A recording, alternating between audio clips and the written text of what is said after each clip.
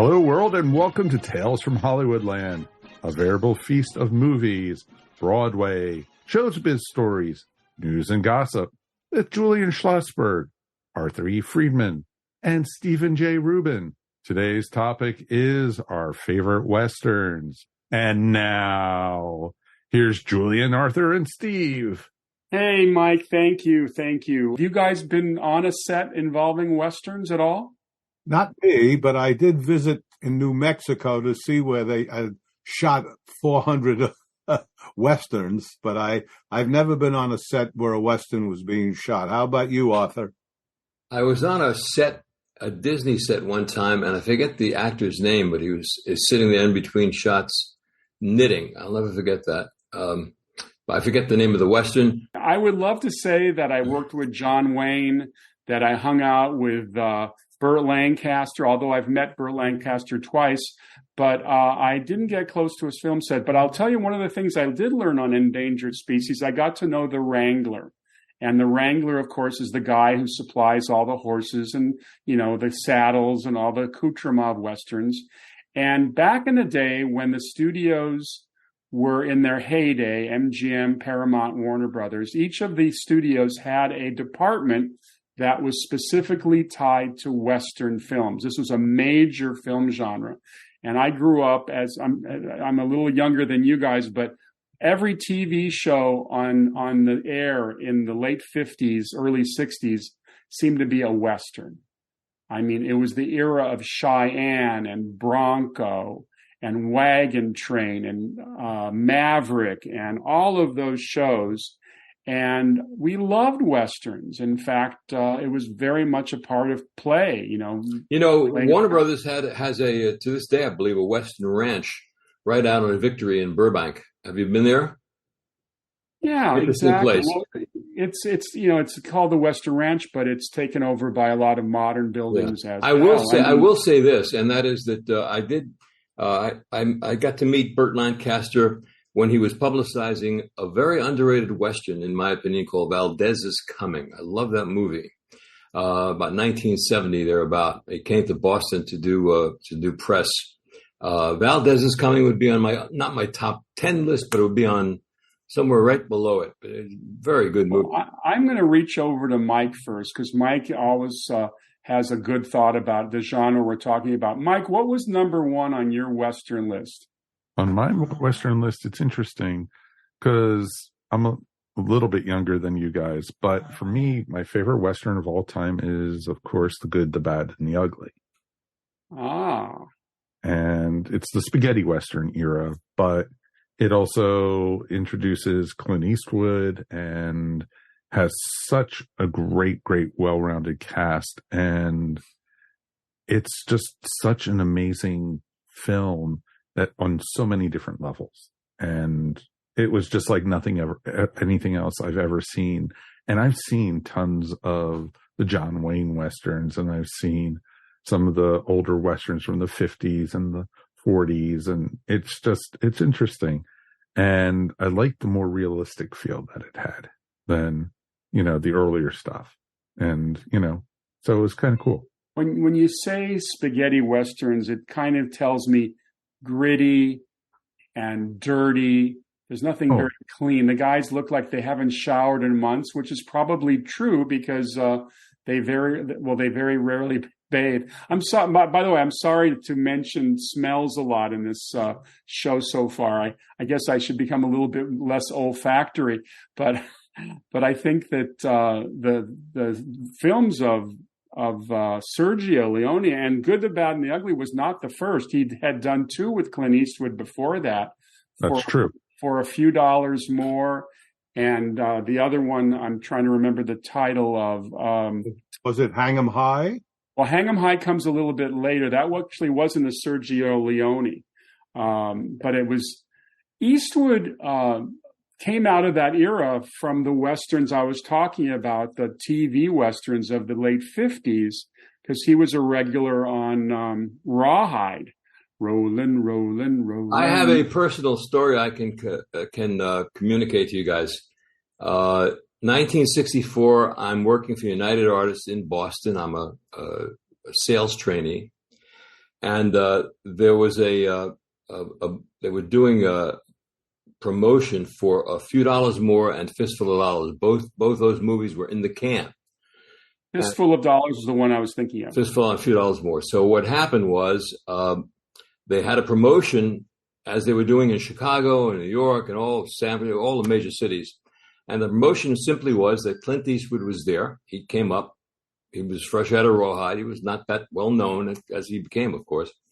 But he came up and to Boston, and they would screen one movie, $3, a Fistful of Dollars in the morning, and then have break for lunch with all the exhibitors, publicists, and all of that. And then they show another movie in the afternoon. That was a few dollars more, Fistful of Dollars. Anyhow, it was very funny because Clint Eastwood goes in to see our branch manager, a wonderful guy named Bert Topal, in between times. He says, "Can I see you for a minute?" And he sees Bert Topal. I think Julian remembers Bert. And he said, "I have no money. Can you lend me $25?" This was, 1964, sometime about the summer. And I had lunch, actually dinner with Bert about 2-3 years ago down here in Fort Lauderdale. And he said to me, he says, "He never gave me back the $25. I said, "Why don't you just put it in your expense account? What's the big deal?" Anyhow, so they screened these two movies, and the exhibitors' reaction to these two movies were, "This guy never talks. He doesn't even have a name.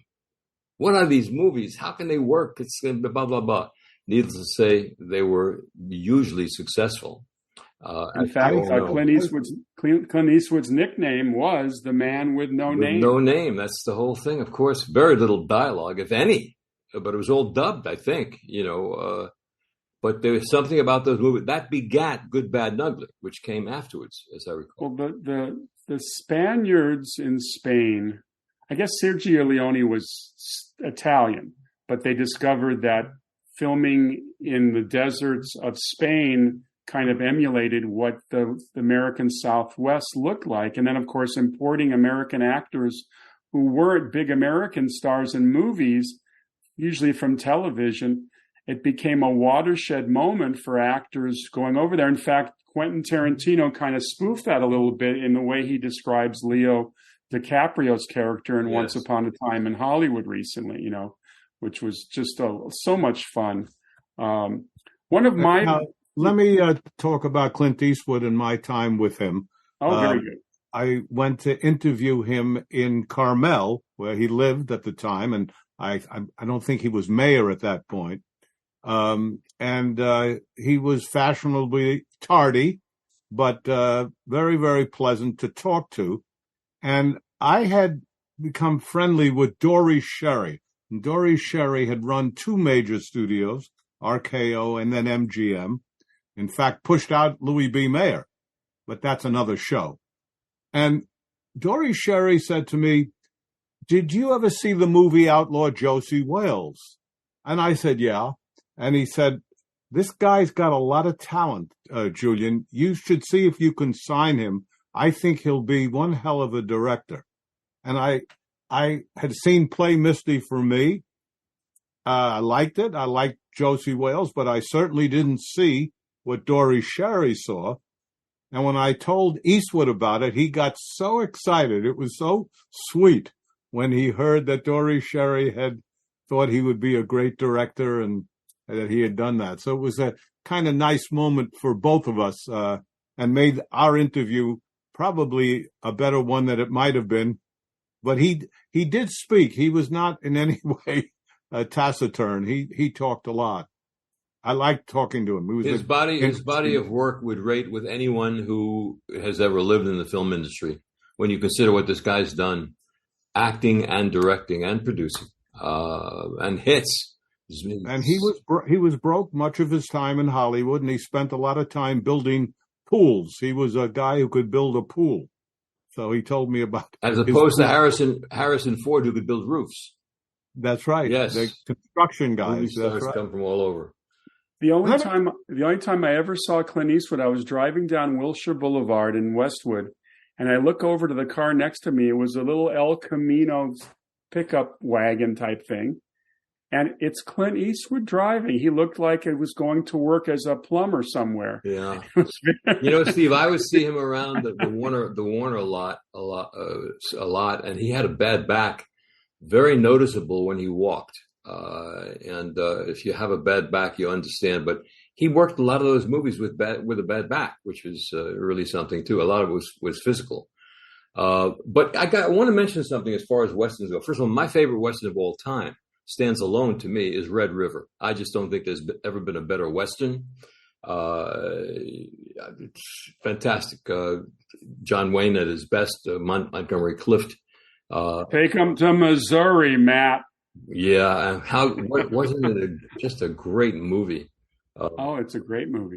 In fact, John Ford would be continually congratulated for that movie. The person saying it didn't realize it was directed by Howard Hawks. Right. Ford would say, "Thank you very much." Well, would that be on your top 5 list? It has to be. I mean, Red River is a gem.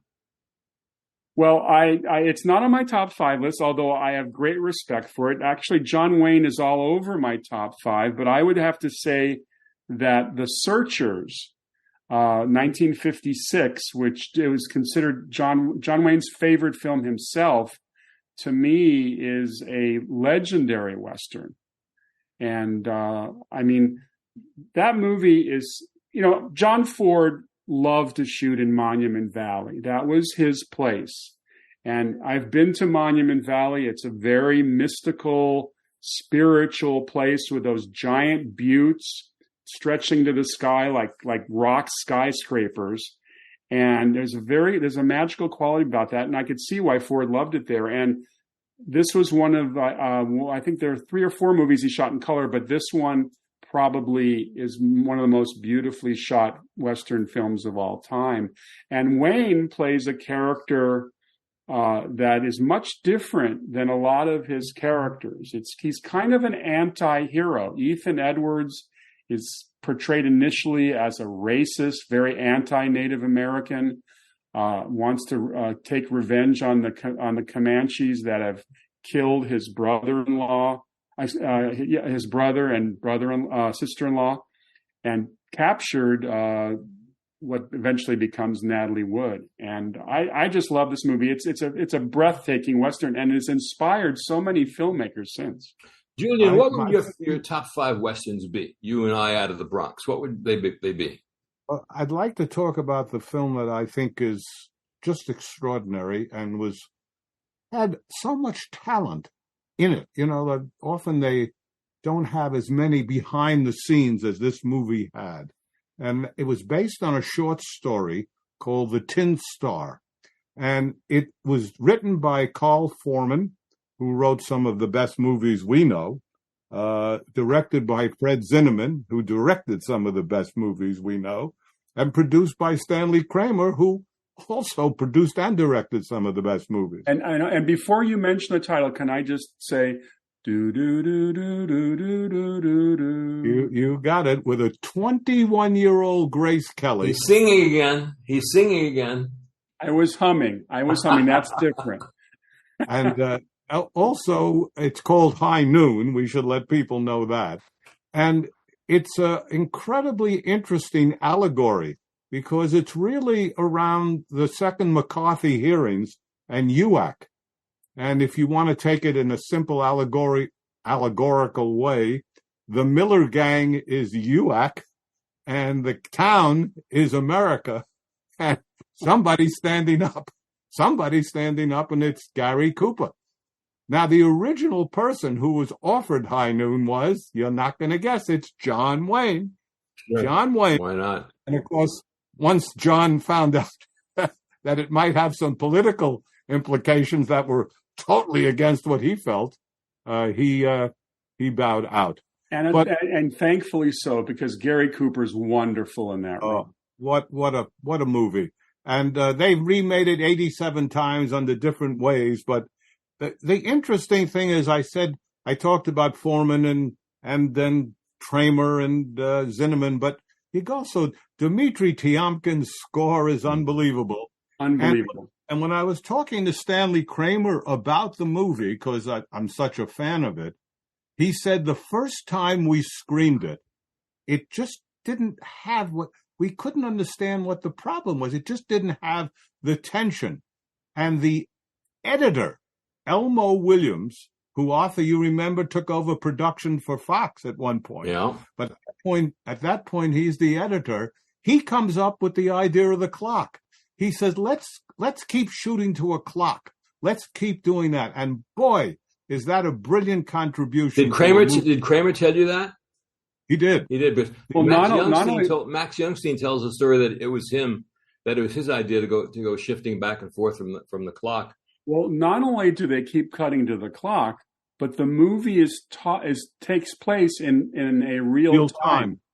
So if the movie starts an hour later, it's really what the clock says. It's a great film. There's a great shot in Instagram of the cast sitting on the set, and it was Gary Cooper, Grace Kelly, Thomas Mitchell, and somebody else. Kathy Rado. Yeah, she wasn't in it. But what were they doing? They were watching the 1951 World Series on a little black and white television set, which is a great shot. That the Bobby Thompson home run series? Oh, yes, that was it. Yeah. So I want to say that very quickly. I'll just tell you that my five favorite. Don't name them all at once. So give them to us one at a time. Let's give the listener a little mystique. Yeah, well, there's some obvious ones, though. You see, to me, High Noon, of course.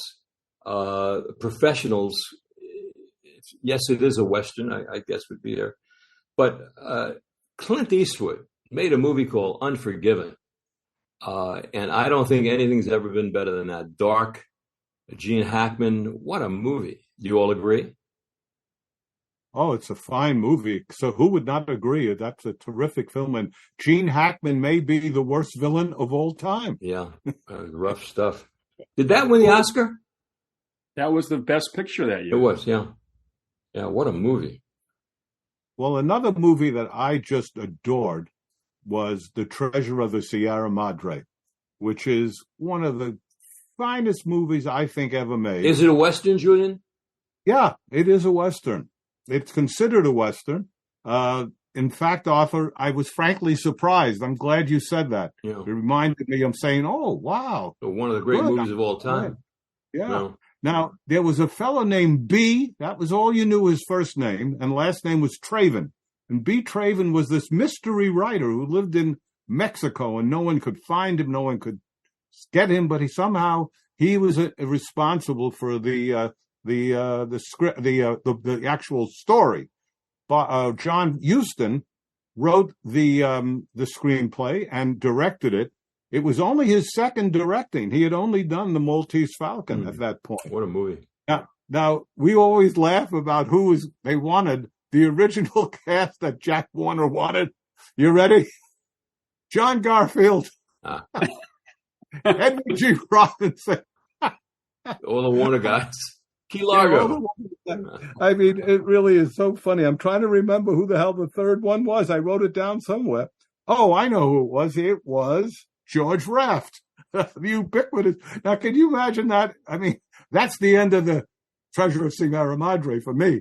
Anyhow, we have to talk about the fact that he tried to get his father, Walter Huston, to do it, and he didn't want to do it. He had been a leading man, but he finally not only did it, but agreed to take out his false teeth for the role. And I would say, I think he won the Academy Award, didn't he, Steve, for that? No, I'm going to check that. Okay. I know that Billy Crystal does a little spoof parody in City Slickers when he does what he calls the Walter Huston dance. And well, you know, the guy, I always forget how to pronounce, I think Alfonso Arroyo. No, Alfonso Bedoya. Bedoya. They had a real trouble because he had to say the word horseback, but it came out horseback. Yeah. Well, the little dance thing is about as iconic as you can get. And who was the little Mexican guy though? Who says, Oh, "I don't want your Bobby badges." Blake. What's the line, Bobby Steve? Blake.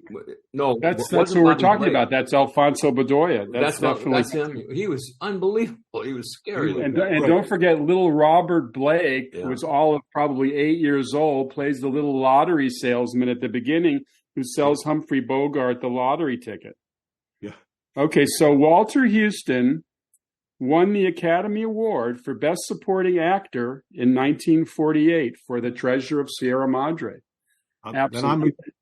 I'm retiring now. That's it. That movie is an epic Western. I mean, that covers a lot of ground, and I think it's funny because, as you guys know, I watch and listen to movies constantly. It's almost like my soundtrack of life, and I invariably have a bit of Treasure of Sierra Madre on my phone, which I'll play in the car. What's the full line of the badges line, Steve? Well, Humphrey Bogart says, if you're a federale, show us your badges, and he says, I don't have to show you no badges. I don't have to show you no stinking badges. That's definitely. But you talk about. I would say that and High Noon for me are as good as it gets. I love the idea that there are some terrific comic westerns like Blazing Saddles and Cat Ballou, and it's just terrific that we can talk about that. And of course, in a way, Butch Cassidy. So I want to just quickly talk about Cat Ballou, and then I'm going to shut up. The Cat Ballou was going to be, here's the people who are going to play it: Kirk Douglas and Anne Margaret. That was the original people who were going to play.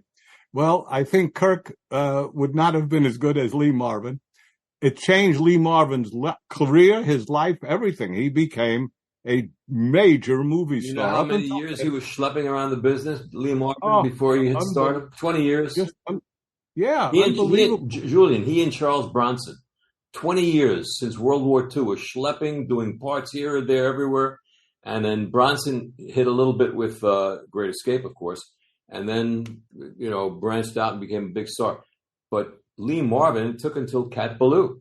I think one of Lee Marvin's earliest triumphs, which I think really got him rolling toward Ballou, was when he played the title character in The Man Who Shot Liberty Valance. Yeah.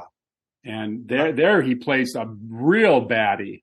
And there was a menacing quality about Lee Marvin that obviously disappeared in Cat Ballou. I mean, he well, when he was drunk, he was still pretty frightening. Yeah. The funny thing is, he only got paid $30,000 for the movie. It was really, he was quite pissed off. He was also in one of the worst Westerns, one of the worst movies of all time, called Paint Your Wagon. Yes, that's right. But as was Clint. The interesting thing, I love the idea that the Greek chorus, come on now, you guys will guess it. Who was the Greek chorus in Cat Ballou? Yeah, gosh. God, I haven't seen it in for all. You'll have to refresh our memory. Go. Nat King Cole and Stubby K. Right, Stubby K. Holy man. Good one. Well, I'm retiring again. That's it. I'll give it to you guys. I think the two biggest grossing Westerns of all time, for whatever that's worth, would be, I believe, The Unforgiven and Butch Cassidy and the Sundance Kid. Butch Cassidy and the Sundance Kid did something that I had never seen in all the years I was in exhibition and distribution. After the first week, as we all know, the gross goes down. I don't care how big it is, it goes down. This went up. Yeah. Butch Cassidy Great movie. Opened well, got better, and got better. The grosses didn't go what it always does down. It went up. Shocking at that point. And what was the big hit song that Burt Bacharach wrote with Hal David in that movie? Raindrops falling on my head. See, Arthur, you actually goaded us into singing. No, that was goaded us. That was our leader. Who had the hit record? Ah, I know. I want to say BJ Thomas. BJ Thomas. Very good. Yeah, not what a bad. Hit that was. Hey, but who sang in High Noon and who had the hit record? Well, I happen to know real well because well, again, I've met Tex Ritter. I actually met him. He was smoking the Morier cigarettes. I told his son John the stories. He was the only person I ever met that smoked the Morier cigarettes, and he did. But the answer, of course, is Tex Ritter sang it in the movie, but the hit was Frankie Lane. That's right. And Frankie Lane sang another one of my favorite Westerns, which was the gunfight at the OK Corral, 1957, Burt Lancaster, Kirk Douglas. Yes. And he also sang in Mel Brooks's Blazing Saddle. She wore a blazing saddle. Now look who's singing. Frankie Lane. Did he have what's the name of the movie, guys, where Gene Wilder plays a rabbi who comes west? Oh, it's great. Frisco Kid. Frisco Kid. Now, that was a funny movie. But that's also with Harrison Ford. Yes. And Alan Rich, God bless him. May you rest in peace. Yes. Alan Rich was a supporting actor. He was in it. I distributed for many, many years, very proudly, John Ford's Stagecoach. We're talking about Monument Valley. That was one film that was shot on location for some days in Monument Valley. And of course, it made John Wayne a star. He had made 400 movies like Bronson and Marvin. It was Stagecoach that changed his career. It was an interesting thing. But was Claire Trevor a star yet? I think she was. Was she a star at that time? I'm not sure. But that was some cast, too. Thomas Mitchell and John Carradine. A lot of good people in that film. Oh, yeah. You know, a favorite Western of mine was North to Alaska. I liked it a lot. John Wayne. And 1960, I remember it. I liked that movie. Stuart Granger and Fabian. And a French actress named Capucine. Yes, who was in Pink Panther as well. Yes, she had legs from here to the Empire State Building. She was from here to Monument Valley. A funny thing that Julian and I especially would understand more so than Steve and Mike. If you lived in the Bronx or Brooklyn as a kid, it was a binary place. It was totally binary. If you loved the Giants, you hated the Dodgers. If you loved Frank Sinatra, you hated Bing Crosby. It was always binary. And if you loved Roy Rogers, you hated Gene Autry. It was so bad that if you loved Trigger, you hated Champion. True? Absolutely true. So my elementary school was under a subway. It was under the elevated subway on Jerome Avenue in the Bronx. And so, I don't know, I'm 8, 9 years old, and there's an announcement in the assembly hall that next week on this stage in the assembly, full school, we're going to have Roy Rogers come with Trigger. You know, whoa. My God, this is the Bronx under an elevated subway. And the kids started betting each other. They'll never show up. And I like Champion anyway. He'd rather be a better horse, for Gene Autry. And that was the whole week. Would they show up or not? As it turned out, they were in town at Madison Square Garden doing one of those rodeo shows. And so, sure enough, comes the next week, and all the kids are waiting in anticipation. Roy Rogers and Trigger on the stage of our school under the subway. And it turned out, I'm sorry to say that they couldn't make it because there's something that happened. But we do have the Sons of the Pioneers, who were the singing group. They came out and sang 4 songs. So, that was what you call a true letdown. Right. The sidekicks of the Western guys, So I'm in college, and they're going to show a Japanese movie. I figure, well, not too many people are going to show up at this point. This is the 60s, the early 60s, and not too many people show up. But I see this movie called Seven Samurai. I can't believe this movie. This is sensational. What an action movie. What a fun movie. It was just like nothing I had ever seen in a foreign movie.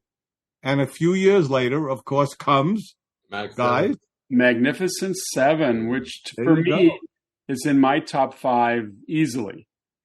And it's funny because as you delve into the making of this movie, the cast of which are all long past, unfortunately. I think the last one to die was Robert Vaughn a couple years ago. But apparently, Yul Brynner started the ball rolling by bringing the Seven Samurai film to Walter Marish at the Barish Brothers and said this movie could be remade into a Western. And they brought in John Sturgis, and Sturgis was just a terrific Western director. He had done the gunfight at the OK Corral. He did the Spencer Tracy movie, Bad Day at Black Rock. And he's just a very fine director. This previous film he had did was called Never So Few with Frank Sinatra and Steve McQueen. And he brings Steve McQueen over because Yul Brynner recommended Steve McQueen to play Vin, the second character. But apparently McQueen came on the set, and I think he had to take a hiatus from Wanted Dead or Alive, which was one of those TV series that I mentioned earlier. And he got a little hiatus to go to Mexico, and he started to play around with Yul, starting to steal scenes from him. There's a classic introduction of the two characters. They're going to ride the hearse. Remember the opening where they have to ride the hearse with the Indian? Nobody wants to bury an Indian in Boot Hill, but they take the hearse to get him up there. And McQueen gets on the stagecoach as the shotgun guard. Takes his hat off and is judging the wind distance. He checks the shotgun shells. Meanwhile, Yul Brynner's lighting a cigar. They're trying to one-up each other. And I thought this was kind of cute, but apparently this was going on through the whole show. And there was a huge blow-up between the two characters. And there were two actors who did not have the finest of reputations as human beings, right. Both of them. So it's not, you wouldn't be absolutely sure who you want to root for, even in something like that. Right. And, but eventually later on, I think McQueen was on his deathbed and he called Yul Brynner and apologized for his antics back in the day. And Yul Brynner said, there's no reason to apologize. The rest of the cast was very interesting. You had Horst Buchholz, a German actor who would shortly go into a Billy Wilder movie called 1, 2, 3. He played Chico, and I thought he was terrific. And then Brad Dexter, who never remembers his name, he played Harry Luck, a friend of Yul Brynner's character Chris. And then the knife thrower, which was originally cast, the casting was James Coburn, who was a friend of Robert Vaughn's, who had been cast, and Robert recommended James Coburn after Sterling Hayden turned down the role. Very interesting to think of Sterling Hayden as a knife fighter. Interestingly, 5 years earlier, he had played Jim Bowie in another great Western called The Last Command, which even though it's an Alamo movie, I consider it a Western because it's all horses and, riders and shooting. How about the scene when Coburn kills the guy with the knife by underhanding it when they were having a shootout? Oh, it's a great scene. You know who the guy he fought was? That's Robert J. Wilkie, and Robert J. Wilkie is one of the bad guys in High Noon. Sure, he wasn't Wendell Wilkie's cousin? Yes. Steve, do you know I saw popped on my YouTube last night an old Johnny Carson show where he interviewed 1986. He interviews Crispin Glover, okay, who was of course in Back to the Future. That's what the interview was all about. He was 20 years old at the time. Did you know that Crispin Glover's father was a guy who was in Diamonds Are Forever, who looked just like Crispin Glover? Bruce Glover. You knew that? Oh, yeah, I've interviewed Bruce Glover. He's a character. Yeah, he plays one of the gay assassins in Diamonds Are Forever. Exactly. Well, so you knew he was Crispin Glover's father? Oh, sure. Wow, that's great. Sure, of course. He looks just like him. He does. Well, speaking of fathers, just very quickly, back to High Noon, the man who shot High Noon was Floyd Crosby, whose son is David Crosby, David Crosby. Yeah. Wow, I didn't know that. That's interesting. Yeah, and Floyd Crosby, if you look him up, did almost 100 movies as a cameraman. And his father was not Bing? His father was not Bing? He was very big. His father was not Bing Crosby? Just kidding. Oh, I'm sorry. Yes. I thought you meant Norm Crosby. Never mind. Norm's a good guy. Funny guy. All right. Now I'm forgetting his name. The other two bad guys in the High Noon. Robert J. Wilkie was one. Lee Van Cleef. Lee Van Cleef. And the third one was the singer we talked about him last week, the Purple People Eater singer. Sheb Woolley. Sheb Woolley was the third bad guy behind the main bad guy, whose name I forget. But Lee Van Cleef is another one of those guys who was around for years. And all of a sudden comes out of those spaghetti westerns and becomes a guy named Sabata. Was that the right pronunciation? Sabata? Sabata? Sabata sounds like it's right. It hit. They made 2 or 3 of them. What a distinct face he had. He was perfect. Oh, yeah. Guy. First time I ever...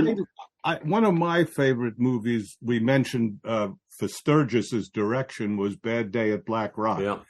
I, at that point, was working a lot with Peter Falk. And I asked Peter if he would consider playing the Spencer Tracy role because I thought he was another kind of everyman. And I thought he'd be interesting in that. And he as like the Columbo character, let me think about it. But he finally said he would do it.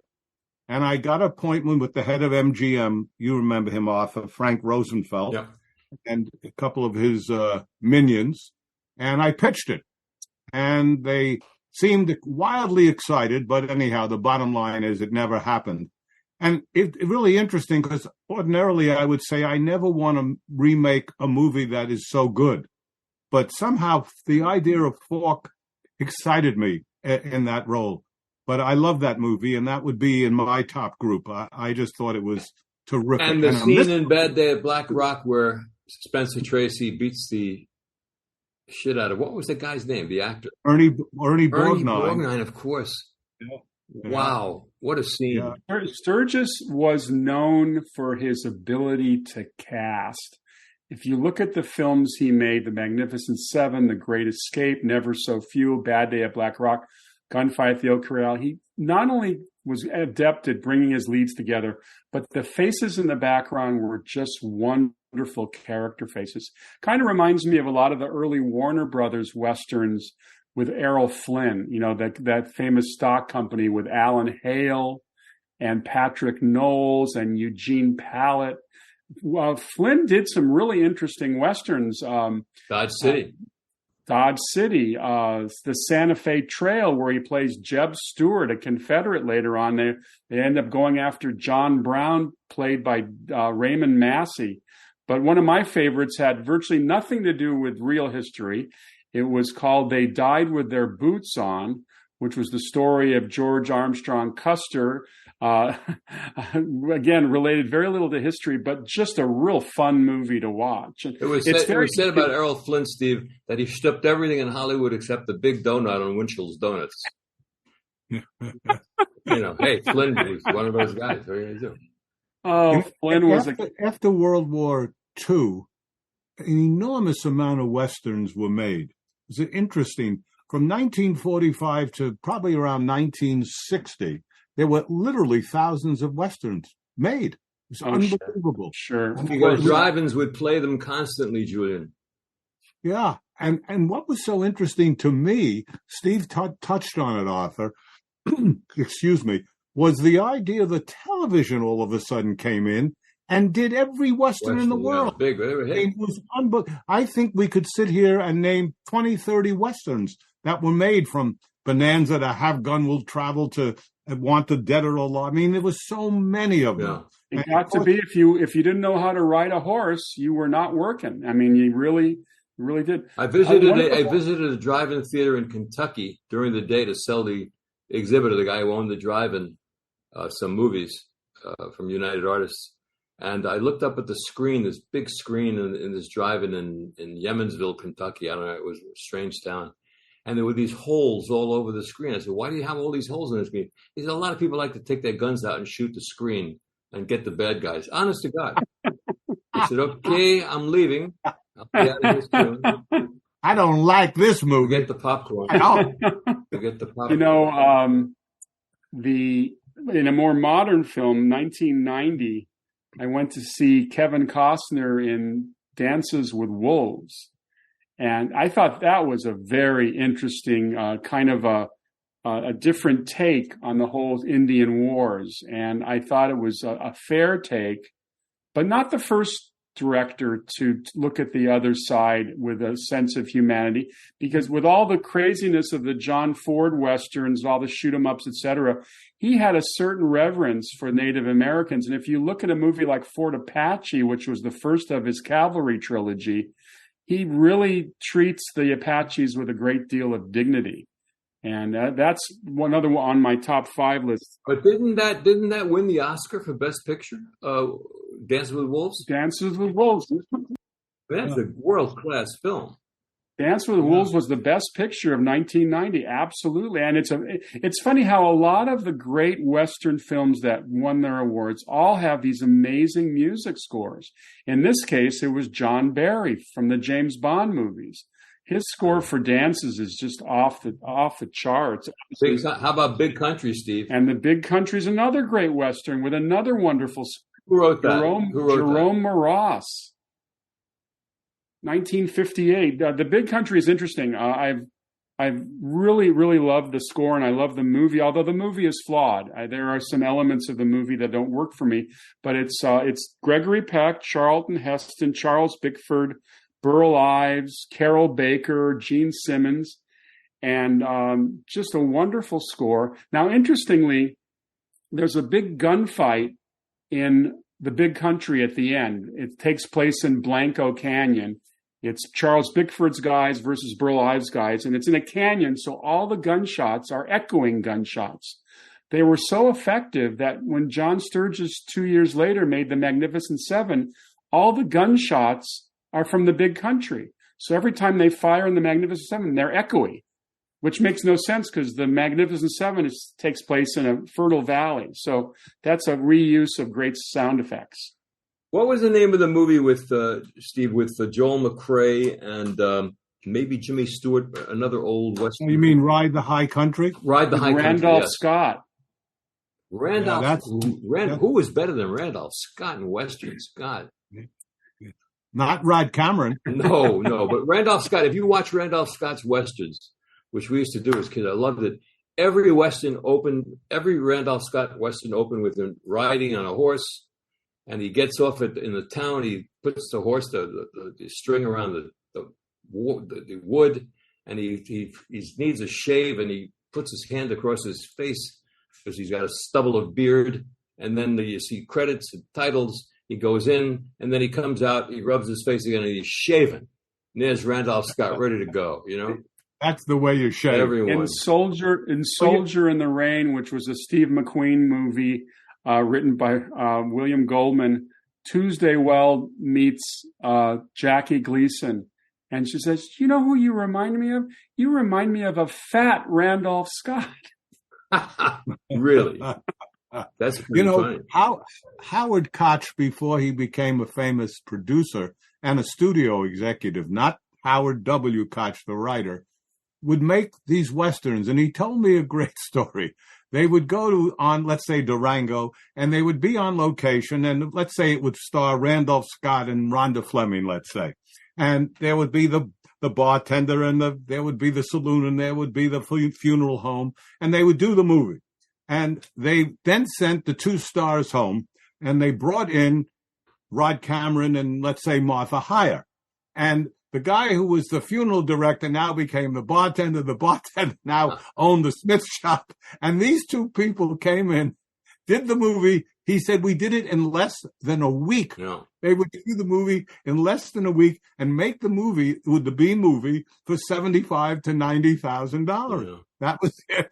But it was a brilliant way of doing it. They had the cast, they had the location. All they had to do was change the 2 leads. I thought that was really. And before they got the big time composers to do the themes, they used to use classical themes beyond the Westerns. So you see a whole bunch of guys riding, and you hear, like Beethoven or Mozart or something. Or in the Lone Ranger's case, the William Tell Overture. Yeah. How about that, huh? Yeah, no, of course. And we all grew up with that Masked Man. We grew up. Want to hear Confusion? We had. I love the Lone Ranger and Tonto. God, I used to love that series. Little kid, and one of a person in our family was an older lady, and she was called tanta because that was the word for aunt. I didn't know that. So all I knew was there was tanto and there was tanta. And I don't get it. How could she be she wouldn't be, you know. But tanto and tanta, it made no sense. With his faithful Indian companion Tonto, the daring and resourceful masked rider of the plains. You got it. Led the fight for law and order in the early West.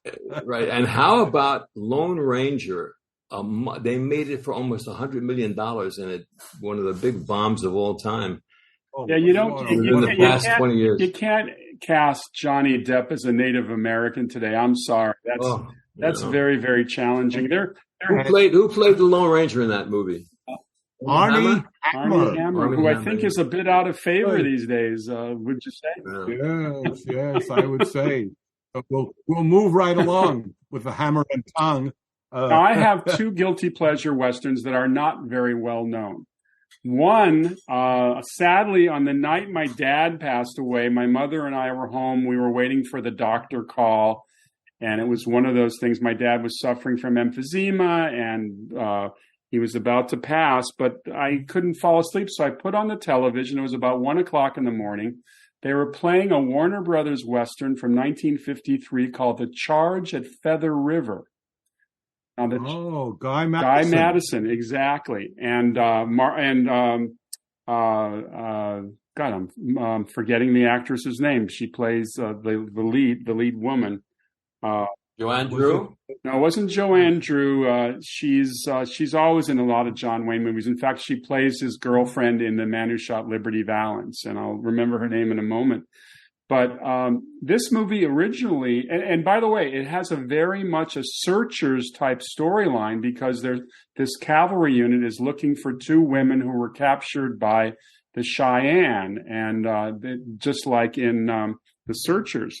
But the original movie was made during the 3D craze in the 50s by Warner's. So this was, I think, one of the first Westerns to be shot in 3D.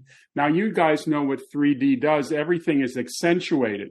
You know, if there's a spear being thrown at the camera or if there's all sorts of stuff going on, it makes you feel like you're in the picture. Well, this one, they did something very unique. Frank Lovejoy played one of Guy Madison's people in his cavalry column. He's in a cave and he's about to be attacked by a rattlesnake. And Frank Lovejoy has been chewing tobacco. So he starts spitting at the snake. And now he's spitting at you sitting in the auditorium because he's spitting at the camera. So you get a big wall of chewing tobacco thrown at you. 3D at its worst.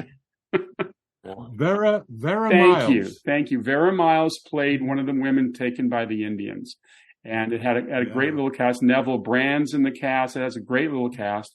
Another great Max Steiner score, and Max Steiner we didn't mention did the score for The Treasure of Sierra Madre. A lot of these movies just have terrific music. Now the other movie I want to mention today, which I'm a big fan of, is called Rocky Mountain. 1950, one of Errol Flynn's last Westerns. And it's about a small group of Confederates who cross into California in I think, March 1865, a month before the war ends, and they're trying to turn California against the Union. And Errol Flynn plays the leader of these 8 Confederates.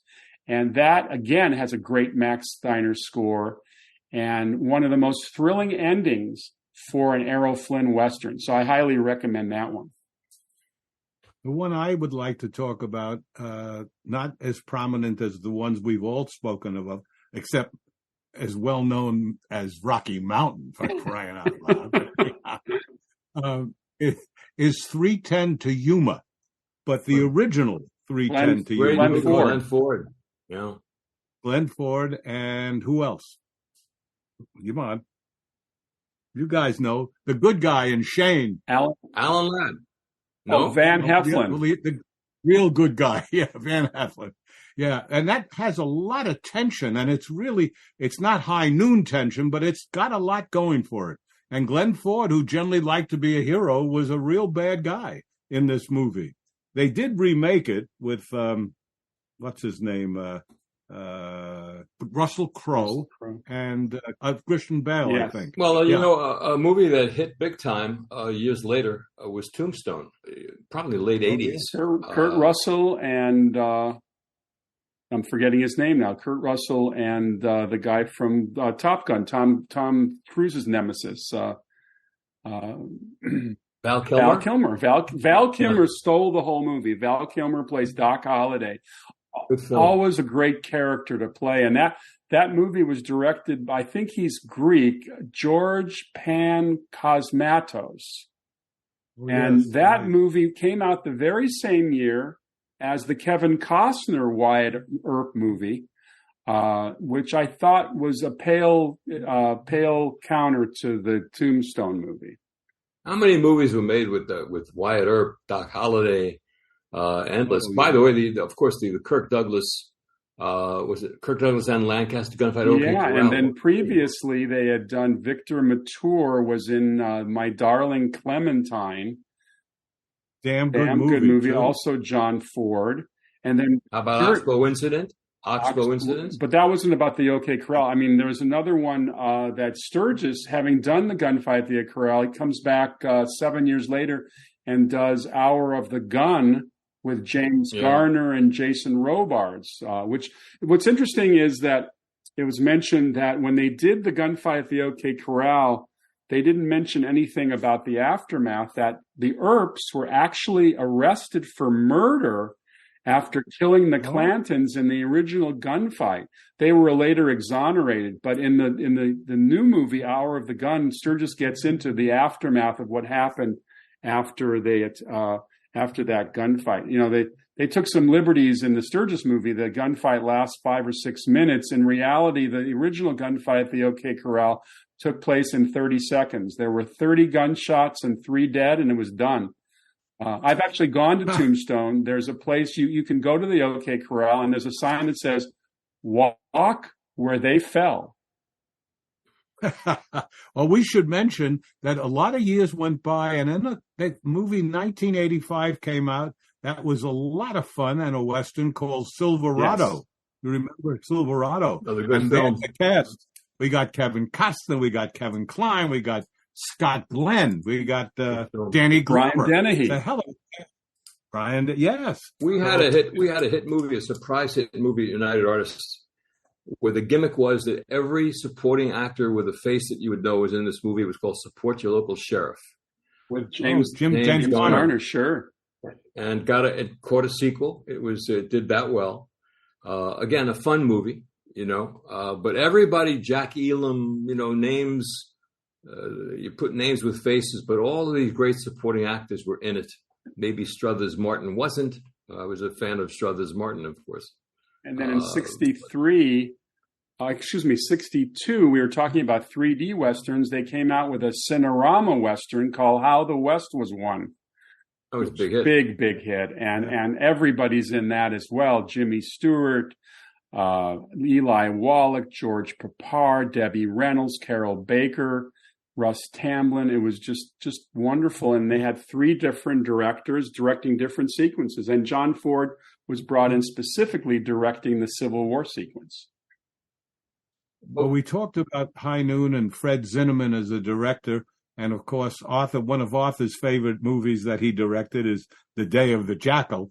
But he also did From Here to Eternity. He did A Man for All Seasons. He did Julia.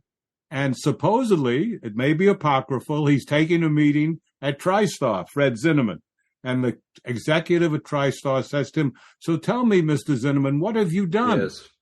And Fred Zinnemann ostensibly answered, "You first." Yes. Kind of a famous story. Hey, we've come this far in this show without mentioning The Outlaw, Jane Russell, where Howard Hughes had the special brassiere built for her. Huh? A movie that apparently was made 5 years before it was released. Right. And yes. Right. And it should have stayed another 5 years. Right. Terrible movie, but the poster was great.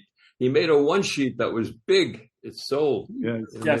Jane Russell, like Claudia Cardinale in the Professionals, was accentuated in all her glory. Yeah. Two major assets. Yes. Absolutely. What about the musical westerns, guys? The Hardy, what was it called? The Hardy Girls, or the girls who travel with Judy Garland? The Harvey Girls. The Harvey Girls. Yeah. That was a western. Or Seven Brides for Seven Brothers. Seven Brothers, big. That was great. Boy, is that great. Rich genre. What a genre. I also... Yeah. Well, westerns came right from the beginning of silent movies. The very first movie shot in Southern California, Cecil B. DeMille, the Squaw Man, that they came out for the sunshine and all that territory. I think they're also trying to get it out of Thomas Edison's control of the movie business back east. They wanted freedom. That was a big thing, but also the proximity to Mexico, that if they were served, they could run into Mexico and be... That's true. That's actually one of the major reasons. So anyhow, what a history. What a history. One more I'd like to mention, because it's a personal favorite, is Otto Preminger's 1954 Western, Robert Mitchum and Marilyn Monroe, called River of No Return, which was produced by Stanley Rubin, no relation, and is terrific, and featured a young Tommy Rettig, who would later be in the Lassie television series. And that's a very good Western. Is there such a thing as the greatest Western of all time? Well, some people are saying, according to the poll, the AFI poll, it was The Searchers, but it's subject to many different opinions. For me, it's Red River, as mentioned before. And for me, it's High Noon, which was one of the first of the 25 picked by the National Registry, one of the first of the 25 of the great films. Yeah. Well, great subject, no question about it. So if you wanted to be on a film set, then you probably would have loved to have been on that Red River film set. Well, Red River, I saw it as a kid, of course, and it made a very profound impression upon me.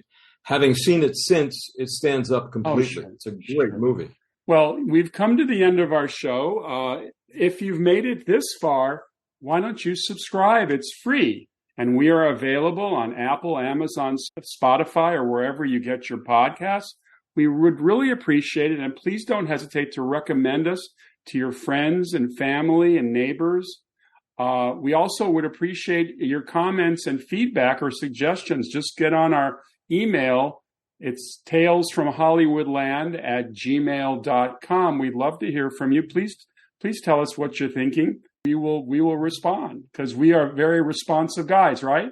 Absolutely. And here's the joke of the week. You ready for the joke of the week, guys? I'm ready. Did you hear about the guy who was a health nut, and he gave up smoking, drinking, gambling, and sex, and he was healthy right up to the time he killed himself? That's the joke of the week, guys. All right. That's quite a good one. As always, Mike Faber, thank you for producing our show. You are a treasure. And Julia and Arthur, we'll see you next time. Bye, everybody.